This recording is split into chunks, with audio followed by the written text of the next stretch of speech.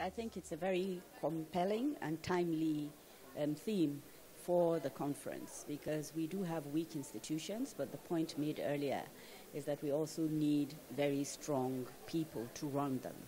So I think it's important that the Bar Association has adopted this theme, and that a lot of the sessions will be focusing on how to ensure that we transition, transform, and ensure that we sustain institutions that are strong.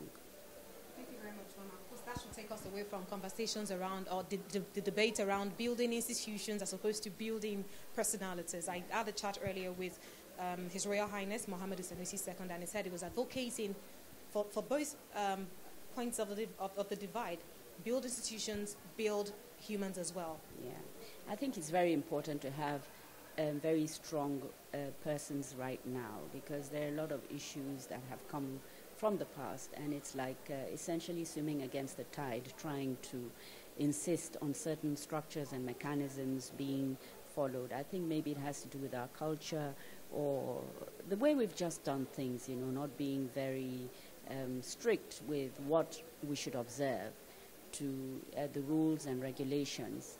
So I think, yes, what he's saying is very true. Maybe down the line, once we have very strong institutions, it really won't matter the personalities that are there. But to build the strong institutions, we need people that are very strong right now.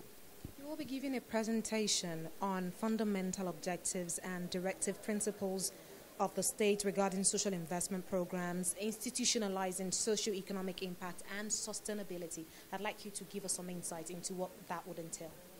Well, I happen to be working right now. We're in the Office of the Vice President, and we're working, we have 4 programs that I supervise: the Empower, the cash transfer, the school feeding program, and a government empowerment program, which gives loans to people at the bottom of the financial pyramid. What we're doing is essentially found in Chapter 2 of our Constitution, and unfortunately Section 13 of the Constitution says they can't be enforceable. But it's important for us, because right now we're just an office.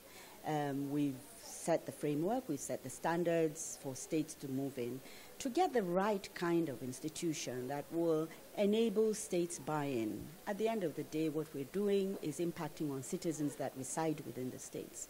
We're working on education, health, empowerment, agriculture, all of which belong within the preserve of the states.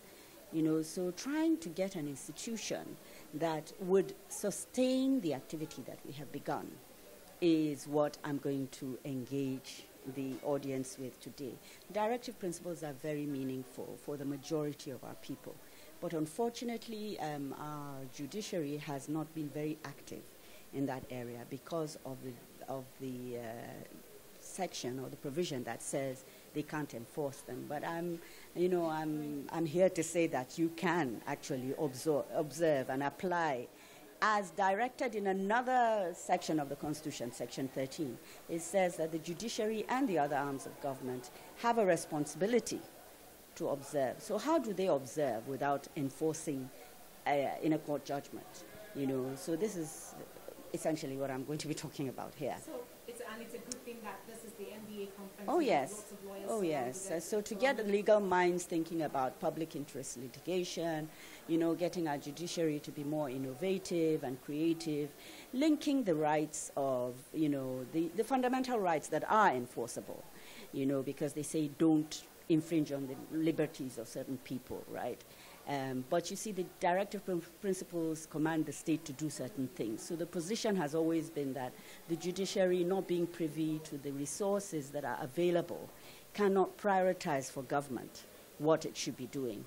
So if the judiciary is more creative about maybe ensuring that the right to life also includes the right to health, which is unenforceable, then we would begin to see some growth in the jurisprudence around directive principles. If we're able to set up an institution under the same constitution, there's an item 60, the National Assembly can actually create an institution that will ensure the promotion and observance of these rights. Then it's so we can do it, but we can do it through other avenues.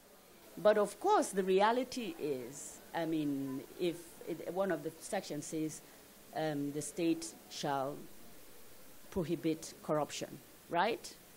So imagine the numbers of people that will come forward, or the state shall provide housing, or the state shall provide, imagine the numbers of people that will come to court and say that it would overwhelm the system, especially because the judiciary is not privy to the income that comes into government.